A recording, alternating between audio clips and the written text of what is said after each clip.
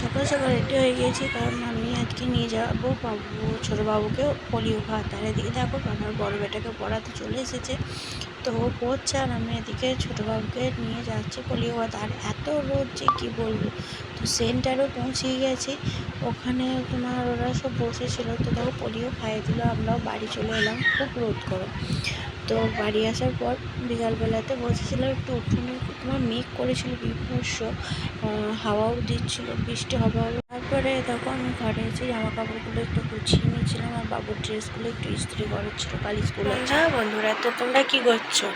আমি তো এই সব বারে বসছিলাম, মেঘ করেছে একটু, তো এই জন্য ঘরে এলাম। তো বিভৎস গরম, থাকা যাচ্ছে না, বৃষ্টি হচ্ছে না, মেঘ করেছে, হাওয়া দিচ্ছে, তারপরে আবার মেঘটা উড়ে যাবে, বৃষ্টি হবে না, গরমে সবাই কষ্ট, এটাই চলছে এখন।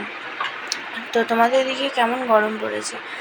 আর আজকে সারাদিন তো খুব ঘোরাঘুরি হলো, কারণ আজকে আমি পুচকুটাকে নিয়ে গিয়েছিলাম পোলিও খাওয়াতে।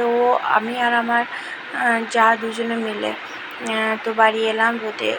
তারপরে তো শরীর ভালো নেই, দিয়ে সবসময় কান্নাকাটি করছে, কিচ্ছু খাচ্ছে না, দিয়ে ওর পিছনে সবাই মিলে ঘোরাঘুরি করা হচ্ছে, দিয়ে টাইম পাওয়া যাচ্ছে না। তো কালকে ওর জন্য কোনো ভিডিও আমি আপলোড করতে পারিনি। তো